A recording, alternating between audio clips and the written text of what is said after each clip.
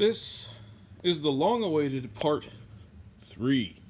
Now that it's been awaited that much, and you can probably already see what's happening here. It has sweet-looking tires.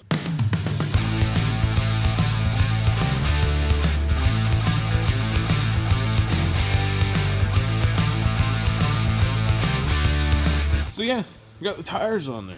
They actually look super good and perform really well. I just couldn't wait to get it out there, so I postponed the production of the original part 3, which was me putting mechanic in a bottle in it and finding out that didn't work. So we went through 3 carburetors before it ran smooth enough.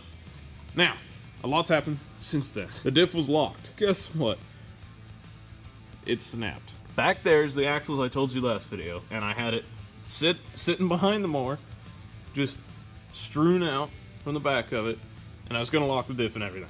However, after locking the diff, taking it out on a trail ride one day, we snapped the welds. Some my bad news here on the trail. As we said, this diff is locked. Spin. The diff unlocked itself. We've unlocked the diff. Yeah.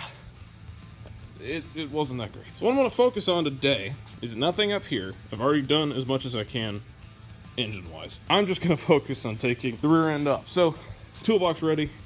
Just going to take the whole complete rear end out. There's a lot you have to do first, and I'll show you really quickly. Last time I didn't go too in-depth into how to take these axles out.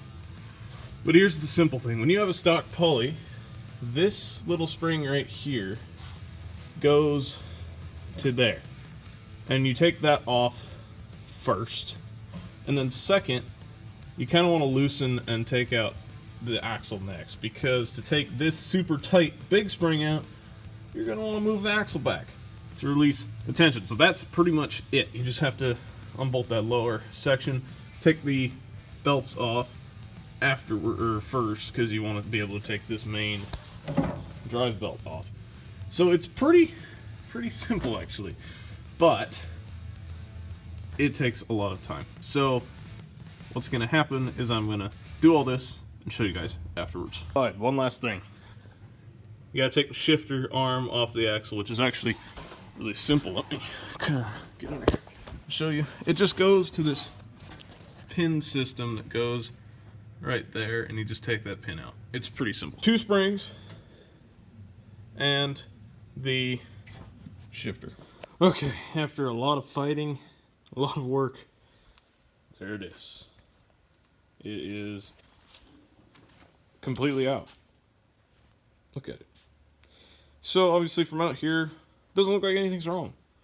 But the truth is that in there's something very wrong. Sorry for the background noise. Pressure washer. So, continuing on. I tore into that case, and I found that the welds, all 4 that we had placed, the 4 big meaty ones, had all broken off, including some of the teeth on the axle gears themselves. Surprised the splines didn't strip. Not entirely sure how that happened. I don't even know if this thing has splines on those. I don't know if those are press fit or not. But anyway, gear teeth were snapped, yada yada.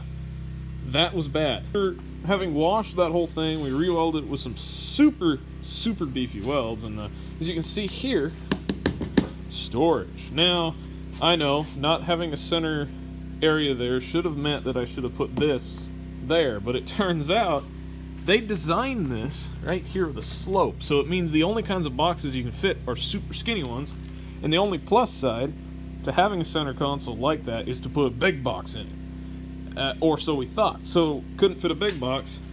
I have a big box now, so what do I do with it? Well, I take all of the deck-related stuff completely out, and I bolt it to the PTO start.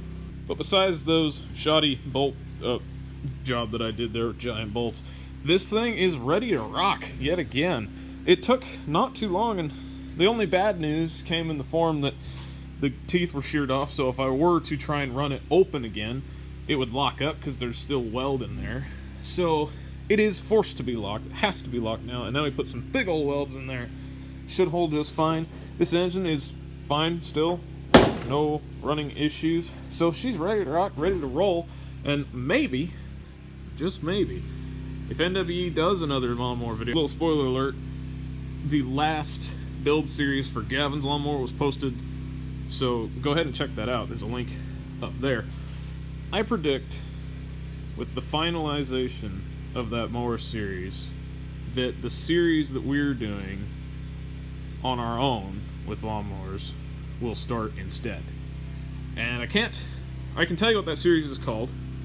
It was a short segment not that long ago. It's called Sweet Tea and Mowers, because I had a sweet tea in this cup holder and we were using lawnmowers. So maybe, just maybe, Sweet Tea and Mowers will have a second installment. Maybe. I'm not saying that that will happen. I'd have to talk it over with Gavin and see what we're doing with our lawnmowers next, but we're definitely going to take them out on the trail sometime soon.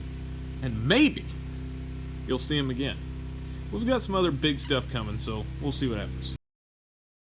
I'm certain a lot of people haven't really asked this online, but I'm sure they're thinking about it. What do you put in these boxes? Because a lot of us off-road mower guys have them. Some essentials that I will think about putting in here is a 7/16 wrench of any kind, because more times than not, these battery bolts, for older Craftsmen especially, are 7/16. This one was 3/8, that's the only exception, but it's 7/16 now. Other things like a jump pack, because these things constantly die, and other stuff like that.